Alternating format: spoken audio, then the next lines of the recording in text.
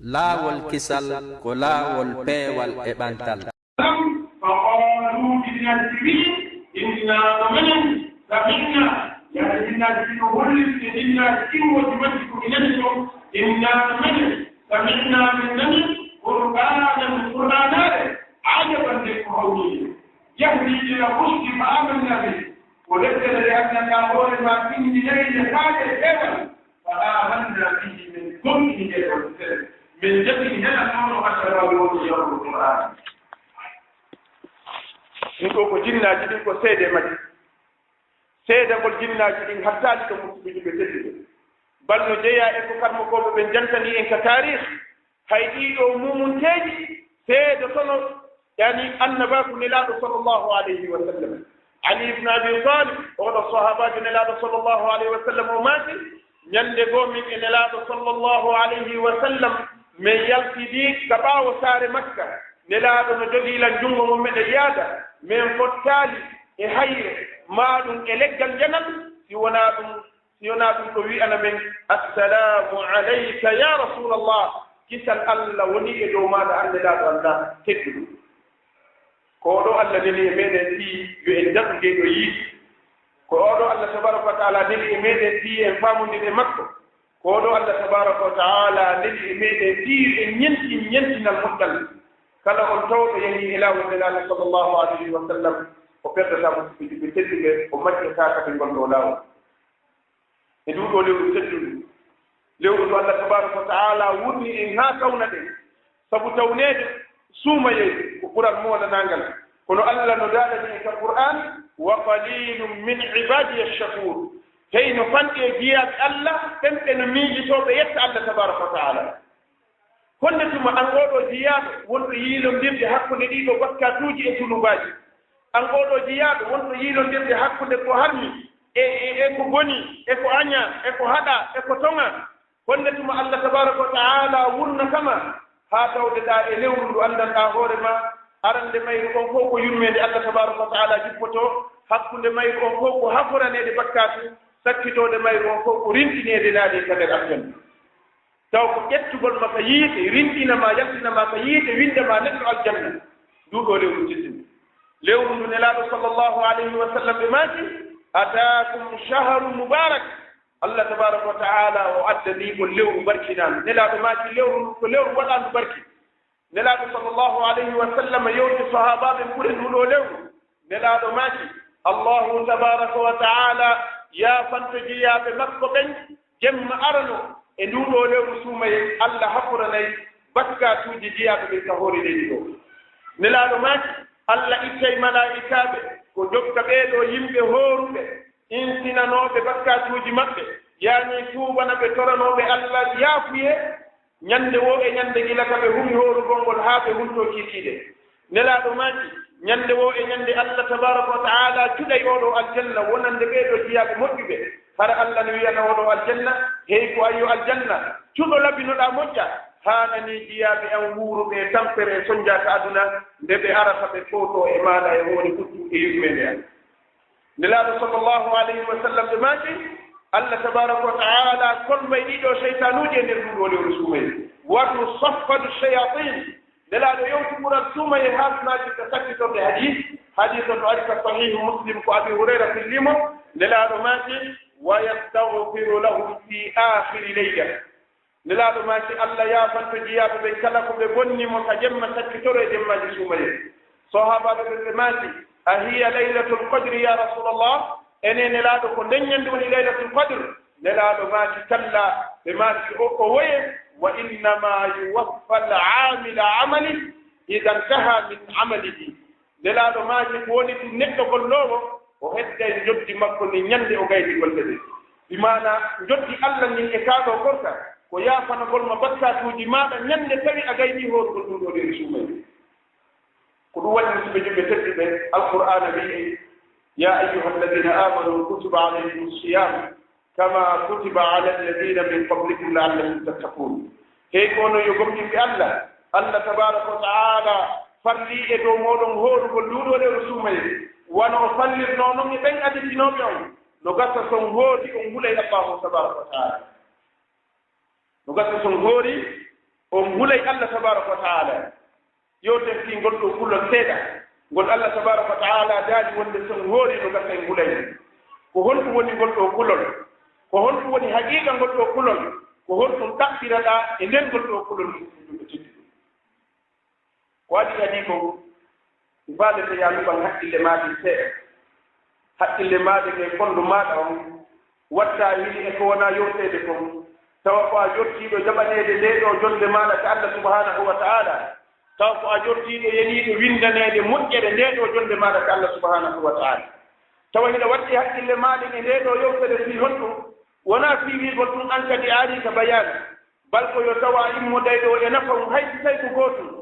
kum wondata e muɗum wuurida e muɗum haa ñande tawɗa allahu subhanahu wa ta'ala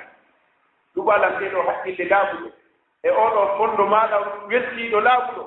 sabu heɗagol alqur'ana ko tawhara fondo no woodi ko alqur'ana waano bi ma'ana alqur'ana ko nema juureteeɗo si tawi woni miran alaka nema on wona a nafitorta yani qur'ana allah tabaraka wa ta'ala daali inna fi dhalika la dhikra liman kana lahu qalbun aw alqa as-sam'a wa huwa shahid ande no yewtere alqur'ana tedduɗo o allah daani alqur'ana tedduɗo ko o waaju wonande on hombo mo anndanɗaa hoore ma hino tuɗa nanɗi makko ɗin ko alqur'ana janngete tawa kadi e nder kawtuɗiɗo noppi makko ɗin hara fondo makko on kadi no udditani nde ɗo alqur'anani o yewtere nden nde naatira ka noppi makko nde ara nde jooɗo ka fondo makko no suɓiɗi ɓe tettuɓe kono mi faala wiide mi faala yewtugol makko kulol allah ko wonɗoni haqiqatu taqwa ko wonɗoni haqiqa kulol allah tabaraka wa ta'ala ko nanata no inne hulen allah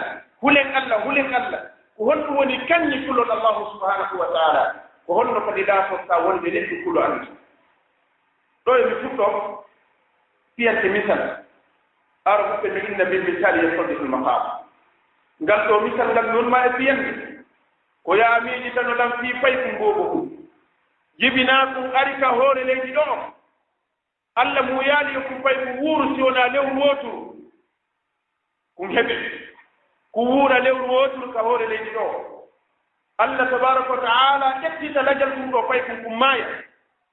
ko wattinoyee ka kaburuuji wondude e yimɓe ɓen ko waalo ka kaburu makkum kankum kum ɗo fay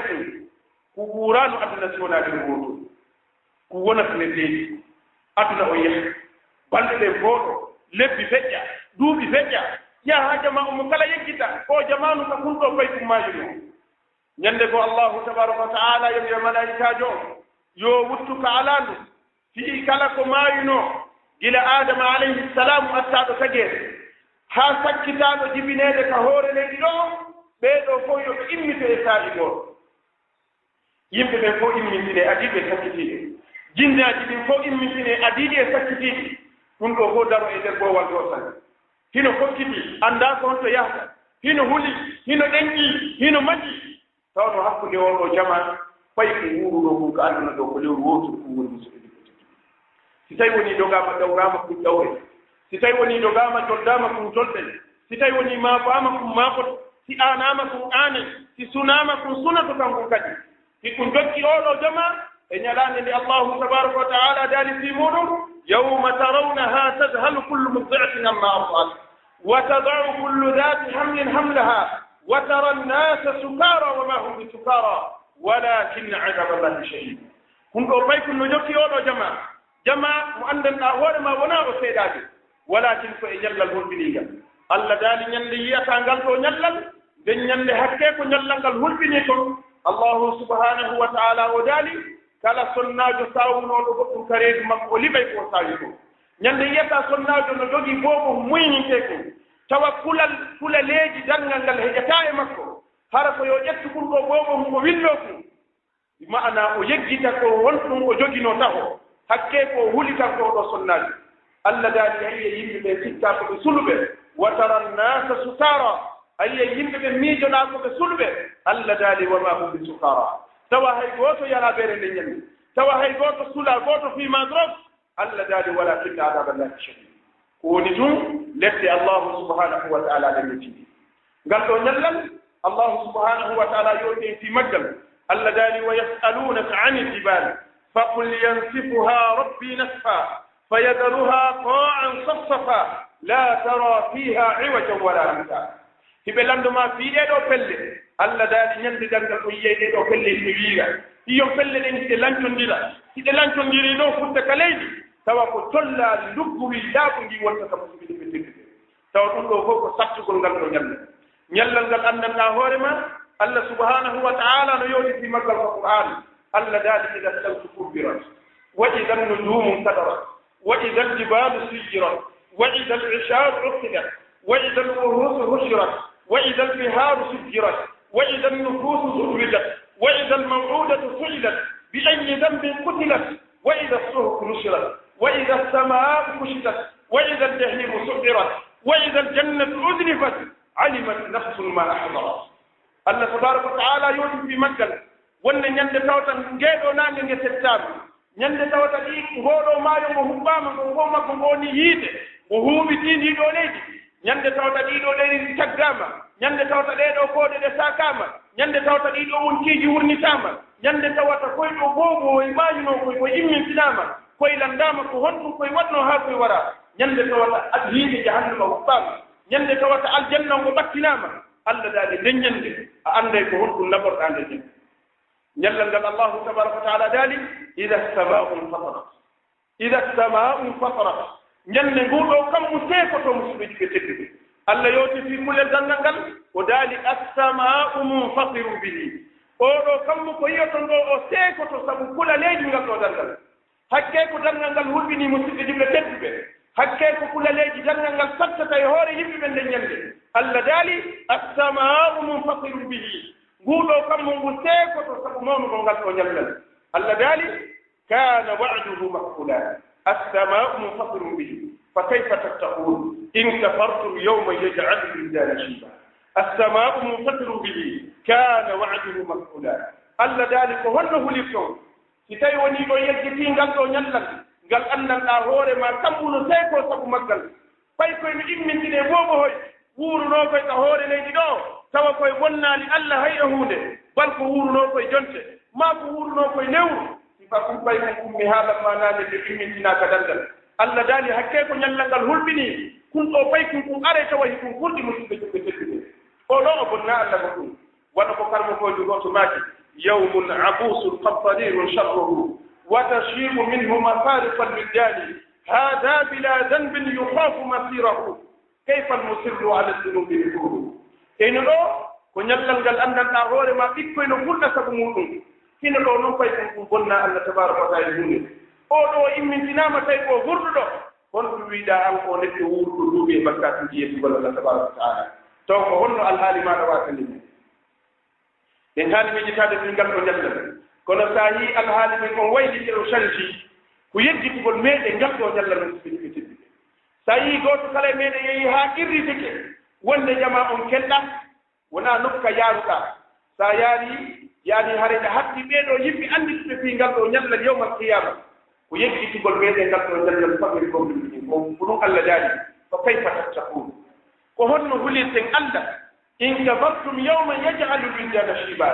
si tawi woni e yeddii ngal ɗo ñallal e yeggitii fii ngal ɗo ñallal ngal anndanɗa hoore ma ko ni woni ko ngal woɗɗude musidɓe nelaɗo sallllahu alayhi wa sallam hiɓe yewta en fii kulaleeji darngal hiɓe yewta en fii kaawateeji darngal nelaɗo maati yimɓe ɓen immintinta yawmal qiyama tawa hiɓe yaarude façon ji tati no woodi woɓɓe taw ko wonɓe yaarude koyɗe maɓɓe ɗen no woodi woɓɓe taw ko wonɓe yaarude yeeso maɓɓe ngon sahaba ɓe wi nelaɗo men faamaati ko honno goɗɗo yaarata yeeso mum ngon nelaɗo sallllahu alayhi wa sallam o maati Allah nabirɗo ɓe on koyɗe maɓɓe ɗen ka hoore leydi ɗo o nabireɓe kadi yeeso maɓɓe no yawmal qiyama ɓeɗo ɓe wonani sona ko jigiɓe bakkar nelaɗo sallllahu alayhi wa sallam ɓe maaki ko ñallal ngal yimɓeɓe timmintinto hakke ko ngal satti ayiye woɓɓe lakkere nden no ari haa yimɓe kawore kollude ayiye woɓɓe lakkere nden no ari haa keeji maɓɓe ayiye woɓɓe lakkere nden no ari haa kaɓerli maɓɓe ayiye woɓɓe no muti e nder lakkere darngal tawa yimɓe yewde ɓe aani ko honno ɓe waata muɓɓe teddude ngal ɗo ñallal ngal sabbi ma amara feere amara feccere feere a daroto yeeso Allahu tabaraka wa taala e ngal ɗo ñallal wowlana Allah ko honɗum wonnoɗa wadde ta aduna ɗo ngal ɗo ñalla sattirgal ɗo yimɓe tedduɓe ko hontoni yaltirgal ngal ko hontoni daɗirgal ngal ko hombo daɗata nde ñande ko hombo dandetede ñande ko hombo daɗata nde ñande allah daali yawmun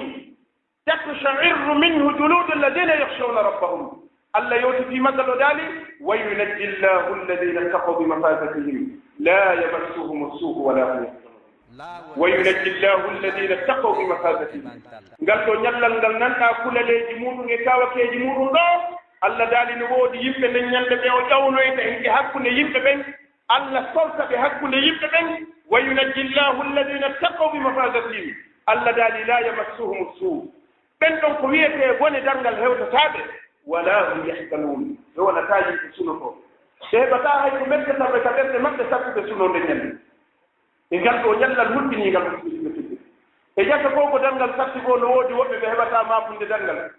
e jata ko ko ngal ɗo ñallal hulɓini ko no woodi woɓɓe ɓe ala sattede ngal ɗo ñallal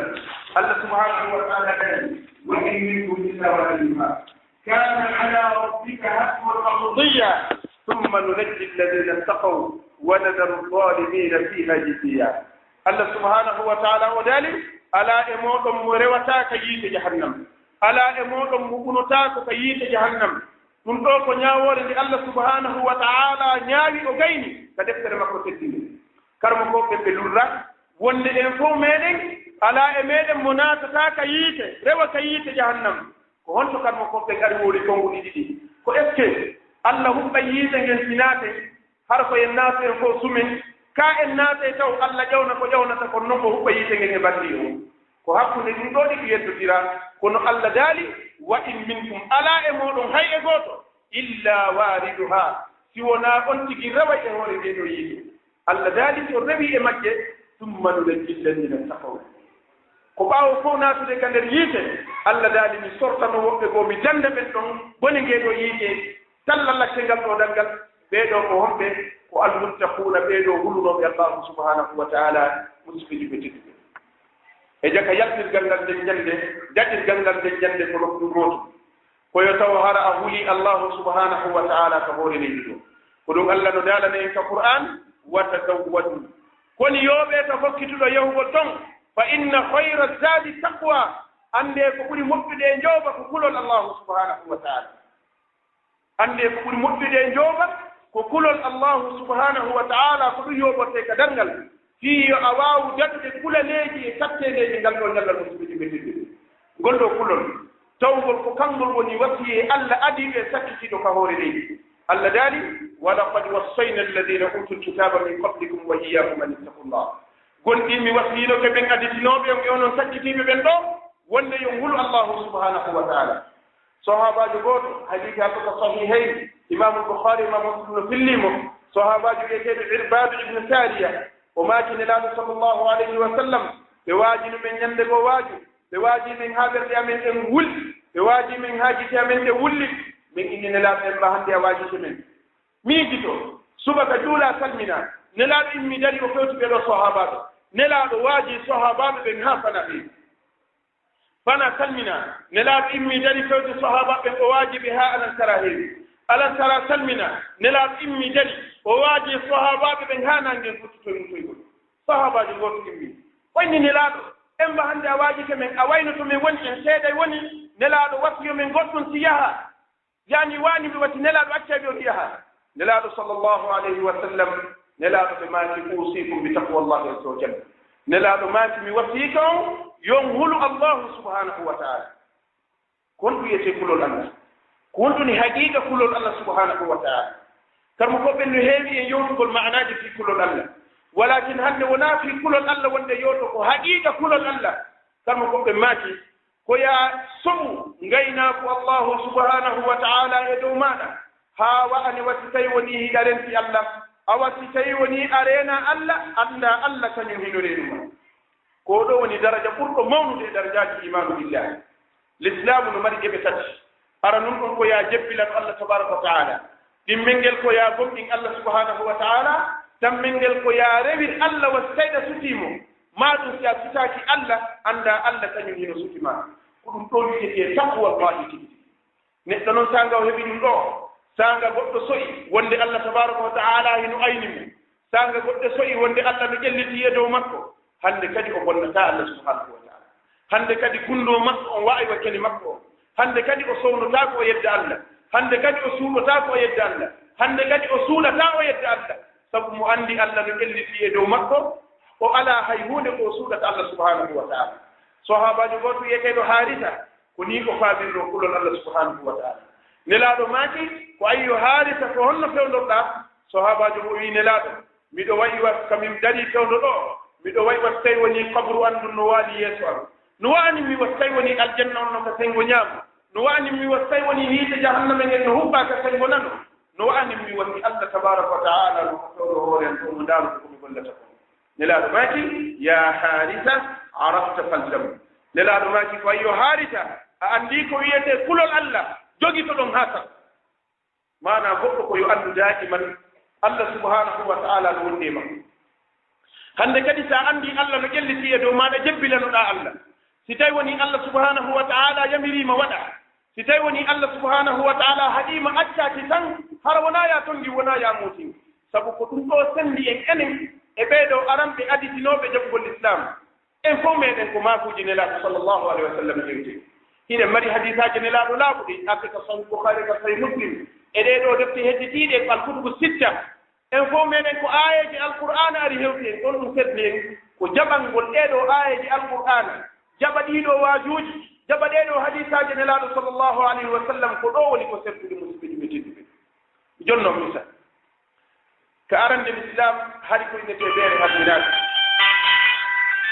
hari ko wiyete beere harminaka ko arande l'islam tawi beere nden nde yari yimɓe ɓen sukaaɓe ɓen no yiɗuno yarugol beere anndi ko hunde nde anndanɗa hoore ma bonne nde haqqil laawinede neɗɗo suka tawi sukaaɓe wuurunooɓe neññande fewndo ne laaɗo hari beere harminaka tawi ɓe yarayno beere ndaare ɗo ko honno kamɓe ɓe jaɓirayno yamiroore Allah sahabajo o wii har miɗen naati e nder suudu goɗɗo meɗen yara beere wiyeteeɗo Anas goɗɗo ari haa ka dambugal o wii hey ko onon yarooɓe beere awa nelaaɗo sallllahu alayhi wa sallam maaki beere no harmi ko honɗum ɓe wanno ɓe jottini bidonji ɓe wancini e taasiji hiɓe maɗɗii goɗɗum Anas o wii mi woondiri Allah ɓayti goɗɗo wi'i men ka dambugal beere no harmina woɓɓe no maɗɗinoo goɗɗum ɓe ɓen naali ɓe tutti ko ɓe maɗɗinoo kon woɓɓe no wancinno e taasiji maɓɓe fii maɗɗagol ɓe hewtinaali taason ka hunnduko maɓɓe ɓe yilti taason ɓe wancini ka leydi min immaaji tamen jooɗiiɗo menen yaraynon ɓen beere haa men ƴetti bidonji ɗin fof majji men yatti ka yaasi men hibbi beere e nder madinati munawwara yaani bidonji beere ɗin fof hibbaa ka yaasi kalma fof ɓe maaki ndeññande beere hibbano madina a wiye ko ndiyan ari heddi kala ko yowɗaa hiya beere no ila hon ɗum par ce que hiɓe nananno Allah hiɓe nanani nelaaɗo sallllahu alayhi wa sallam hari ɓe yarayno beere kono ɓayti ɓe nanii beere harminaama ɓe lanndaaki ko hombo haali ɓey naali ko hombo neluma ɓey naali ko honde tuma ɓey naali men wowti ɓey naali men waawata accude balka so ɓe yamiraa ɗon ko ɗon ɓe acci musidɓe ɗum ɓe teddi misal imman nelaaɗo sallllahu alayhi wa sallam abi saidin alkhudari no filli hadis aɗo ko sahih muslim o maaki ñannde goo nelaaɗo sallllahu alayhi wa sallam no julna men hari nelaaɗo no watti paɗe maɓɓe ɗen minen kadi meɗen watti paɗe amen ɗen meɗen juulude nelaaɗo sallllahu alayhi wa sallam ɓe wootere ɓe ɓorti paɗe maɓɓe ɗen ɓe wallini sera hari hiɓe juulude minen kadi min soli paɗe amen ɗen min fof anndi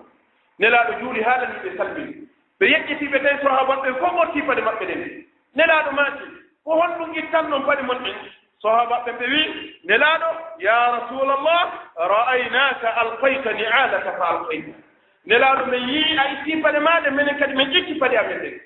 billahi aleykum ɓe habbanooki yo nelaaɗo wiiɓe fii honɗum ittani ɓen naali nelaaɗo ko fii honɗum ittanɗa ɓen naali nelaaɗo min wowtii ɗum ɗo ɓen naali nelaaɗo min waawata accu ɗum ɗo bal ko ɓerɗe ɗen si tawi woni ɗe laaɗi ɗe jaɓa yamiroore Allah tabaraka wa ta'ala Usmane ibnu Affan oɗo sahabajo tedduɗo maaki law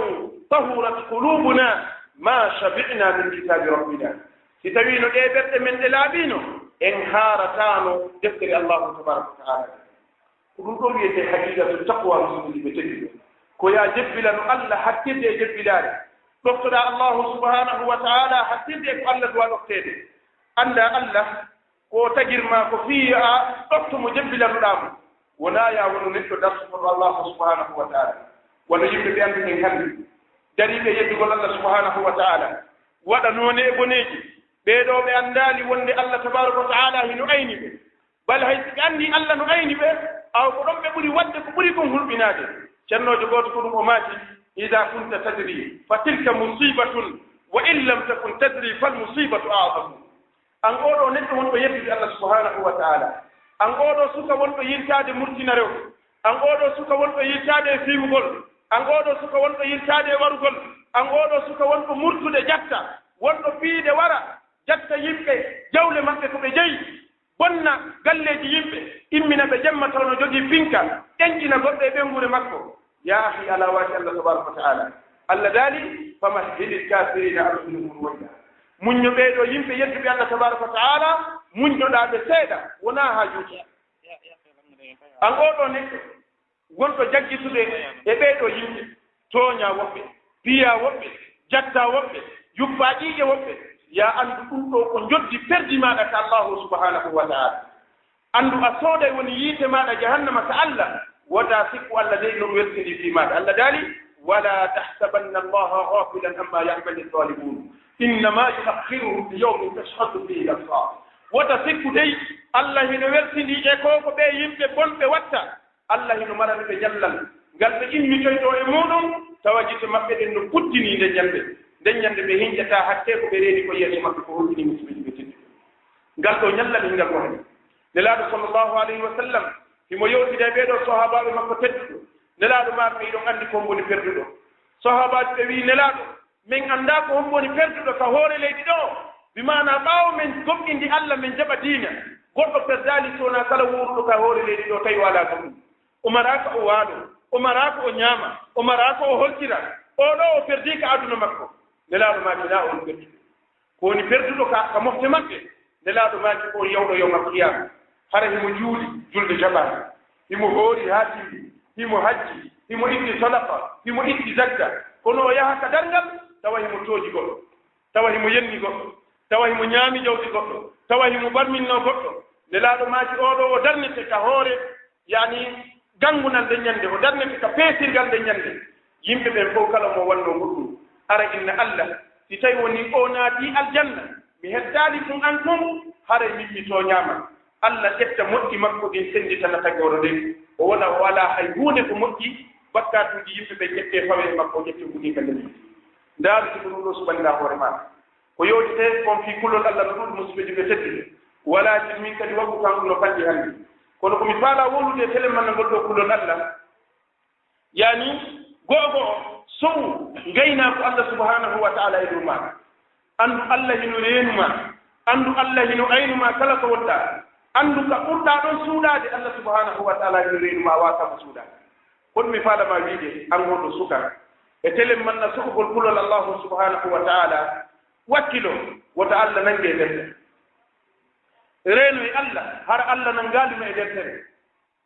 ɗum ɗo haray ko jooba maɗa moƴƴo sukaaɓe buyno woodi hannde no habbi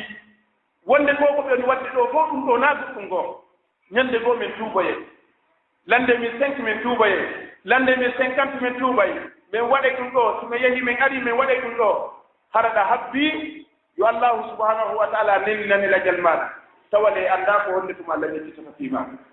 ndaare ko honno mayde woni yaarude wonni ɗoni maayoyi no gason naniɗe balɗe suka ɓimmojo meɗen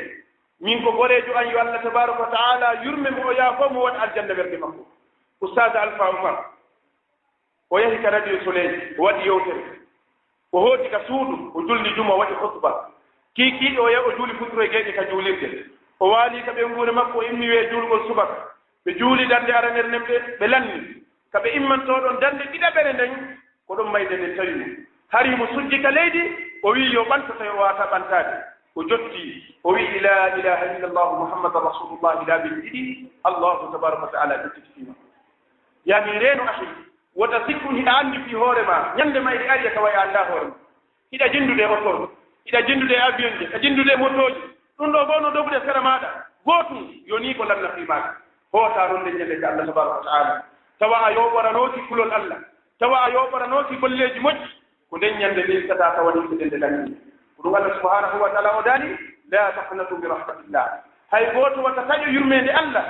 inna allaha yagfiru dunuba jamia ande wonde allah o yaafoto bakkatuuji ɗin fof kala ko bonnuɗa allah allah no ƴettanma garanti o yamotomo kono ko sa tuubi a ruɗɗikita allah aɗo amay sa nder piile ha a maayi a tuubali a tawoyi allahu tabaraka wa taala a tawoyey allah e ñallal ngal allah daaɗi wa kana yawman ala alkafirina asira ngal to ñallal ko ñallal sattungal e ɓeeɗo yimɓe salinoɓe dina ka hoore leydi o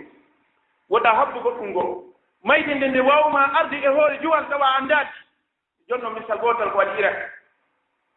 sukaaɓe ɗiɗon murtuno hari ko ɓe jattaynoɓe yimɓe ka burure ɓe murti ɓe jatti yimɓe ɓe violiroɓe ɓe waɗi kawaseeji bonɗi ɓe annda allah tabaraka wa taala hiɗo ayni ñannde goo goɗɗo goo yaltiti yeeso maɓɓe tawi mo e ngelooba mo chardi bagage ɗuuɗuɗo ɓaawo himo jogitii kaafa makko kan ɓe yiimo ɓenni goɗɗo ariiti ɓenni mahi jatten mo o yeyni oɗo no jogii kaafa sen yehii mo jogii kaafa en jogaaji kaafa o wara ye ɓenni ko honno gerde ten jatten ngoo ɓe waɗi plan ko honno ɓe jattirta o goɗɗo e maɓɓe wi min miɗo yii mahin yeeso mi waalinkino minna mi maayi mi faaminkino mi maayi an yahaa ɗo wulla e hoore an nodda faabo so nanii hito meeɗen o doga yo ara o inno mo arde wallugol mo so wallini kaafa kan ƴetten kaafa kan jatten ko jogii ɓe yehi ɓe yehi oya waali yeeso wonɗo wowolde ɗiɗo yahi ɗo waaɗo yeeso musidɓe yiɓe tedduɓe oya ari tawi oyan wulla faaɓe men gore jam ko maayi oya jippii ka ngelooba makko o anndaali konno wayi o bugii kaafa makko kan to o dogi yimɓe moƴƴuɓe ɓen ko moƴƴere tumɓe watta o dogi yohgol wallitooɓe fii o neɗɗo wiiɗo maayi oya no waali no maayi sini ka leydi o ari o hewti oyni ko honɗum oya inni walla mbari kam maayi onni ko honɗum mi walle onni walla ƴetten mo naɓɓel makko fere oya ƴetti juuɗe ɗen onni hankadi ƴetti koyɗe ɗen walakin suka ɗon ƴettugol koyɗe ɗen o meeñi o tawino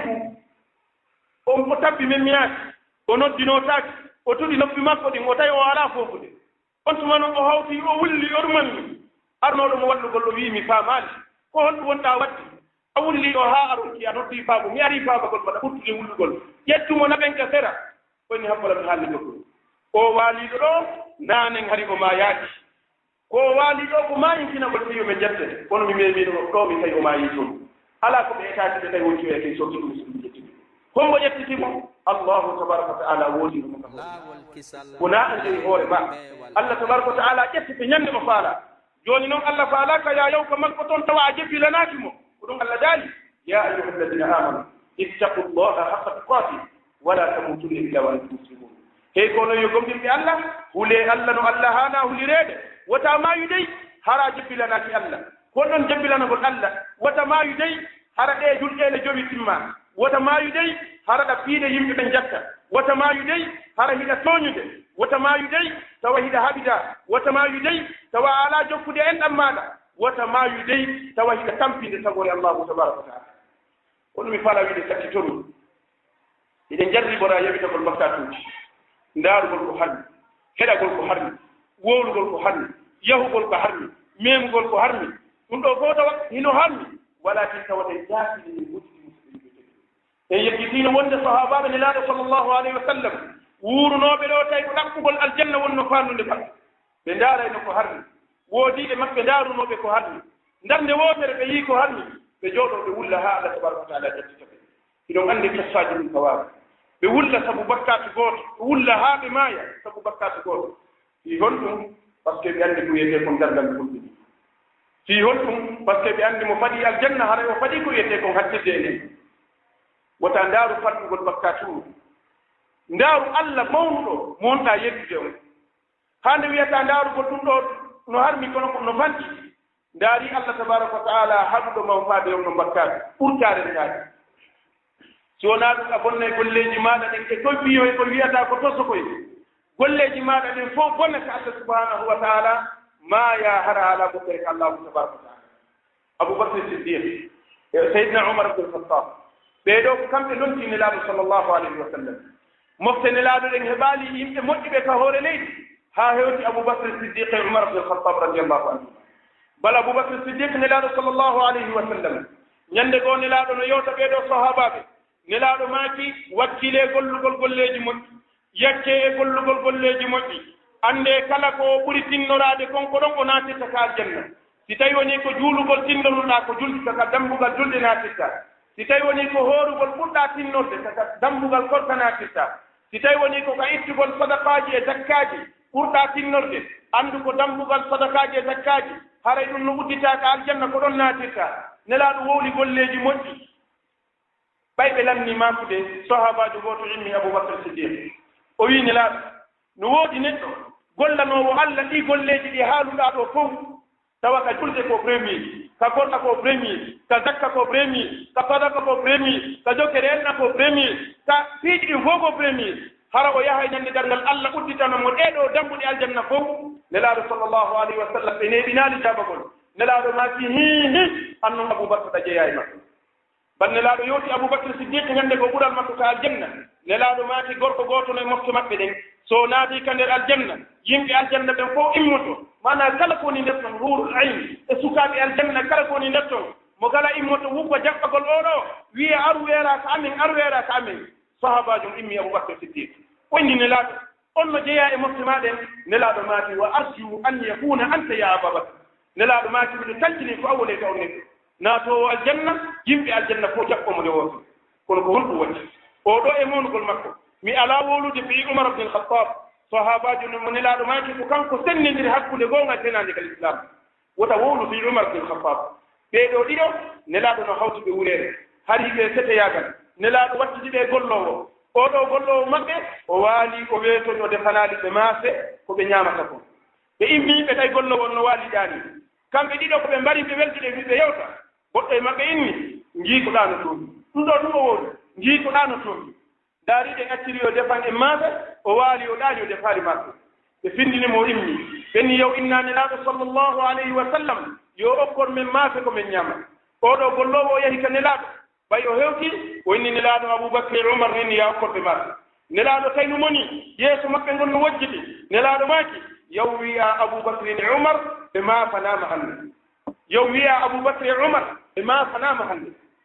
oɗo sahabajo arti o wi nelaaɗo maaki o maafanama ɓe ndaalɓe ɗe réponse laaɓa ɓe immiɓe yeyta nelaaɗo sallllahu alayhi wa sallam aboubacre e oumar ɓe inni nelaaɗo min inni ya okkor min maafe a nelti ami wonde min maafanama nelaaɗo sallllahu alayhi wa sallam ɓe maaki konngol ngol wowluɗol ngol musidɗo mo ngo kawɗaani ɗon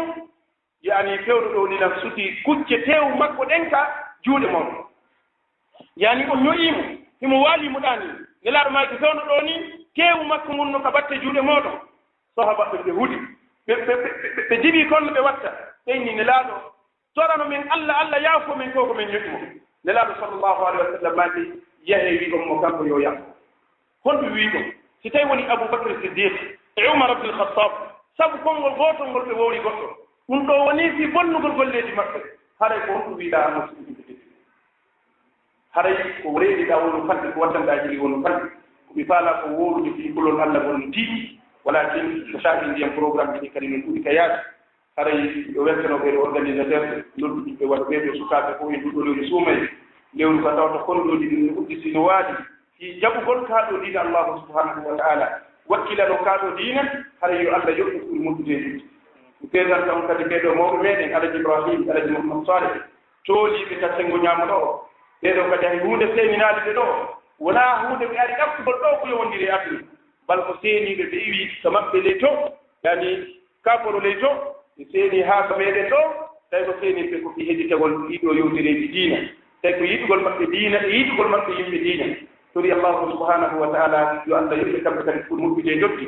kamɓe e kala seeniɓe ɗo e ngannde min ɗo fof haɗa wawata wonde ko ɗo wonɗen bal haɗa mo kala no acciti goɗɗum ngo seeni ɗo haɗa yo allah yoɓen moƴƴude e joɗɗi men fof meɗen o okka e nafoore sallallahu wa sallam wa baraka ala nabina muhammad wa ala alihi wa sahbihi alkiram wa sallama tasliman kathira subhanaka allahumma wa bihamdik nashhadu an la ilaha illa anta nastaghfiruka wa natubu ilayk wassalamu alaykum wa rahmatullahi wa barakatuh.